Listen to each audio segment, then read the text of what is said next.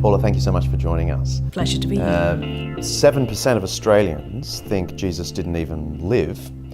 And that would kind of put you out of business, wouldn't it? What makes you confident there really was a Jesus? Well, I think there's very, very strong evidence that Jesus existed. There are many ancient sources that are available from the time of Jesus and also slightly later, which to me make it very clear that Jesus existed. The two facts about Jesus that most people would accept are historically accurate, are that Jesus was baptized by John and that he was crucified. There's lots in between that people would dispute historically, but those two, I would argue, would be very firm facts that you can demonstrate from sources that are around at the time of Jesus and later, just later than him.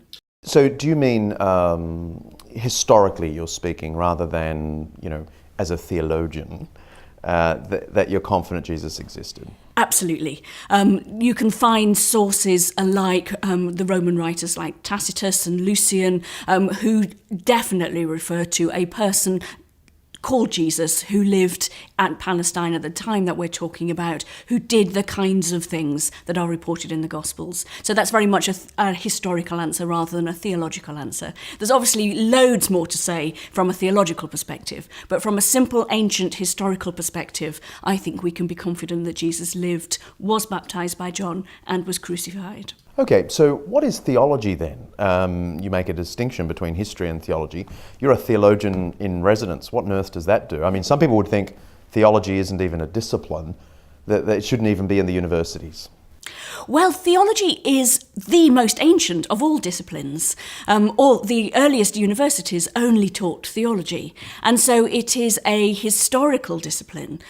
I think for me, one of the interesting questions is, does it have a place today among all the other new disciplines that now exist within the universities?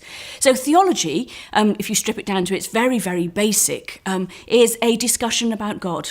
It comes from a Greek word theos, which means God, and logos, which means words. So theology is words about God. So anytime anybody talks about God, they are in fact doing theology. So even atheists do theology. Even when they want to talk about God not existing, that's still theology because they're talking about God. But Dawkins would say, since there is no God, or very likely no God, it really can't even be called a discipline. Well, I would say that he's completely wrong.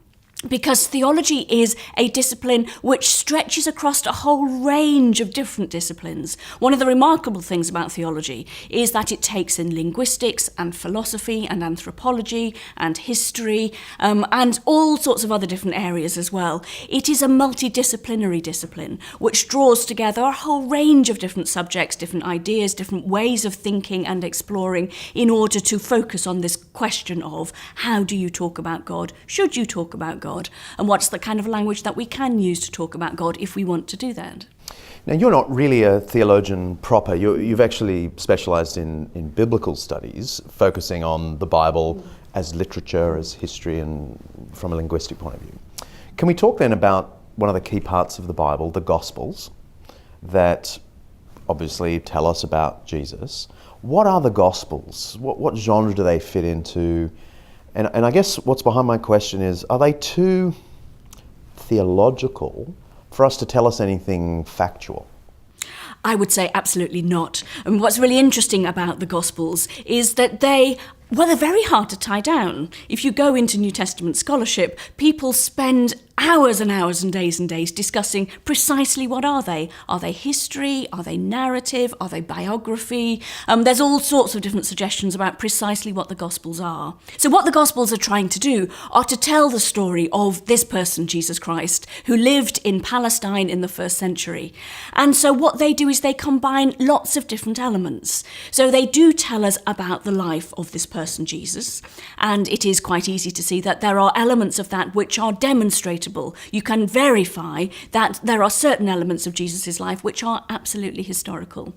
But what they're also trying to do is not just tell us who this person was, but actually why he was important.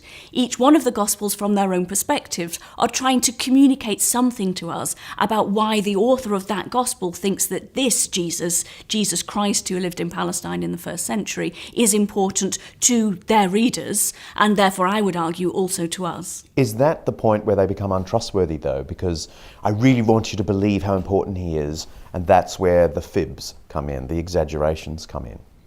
Well, you might want to call them fibs or exaggerations, or you might just want to call them rhetoric or persuasion. The whole point about the Gospels is that they're there to persuade you of things. If you look at Luke's Gospel, right at the start of Luke's Gospel, he says, I'm going to tell you this story so that you will know that this is true, so that you will be able to believe in this person. John also is very clear why he's telling you the story. He wants to persuade you of something. And I would say that pretty much all speech, everything that we say and write, is trying to persuade you of something or another. So I'd say not fibs, but persuasion. And we do that all the time, don't we? When we're saying something, we're always trying to persuade people of things. It doesn't mean it's not true, but it does mean that actually they have that kind of persuasive power behind them. The challenge for each one of us is, do we want to be persuaded or not?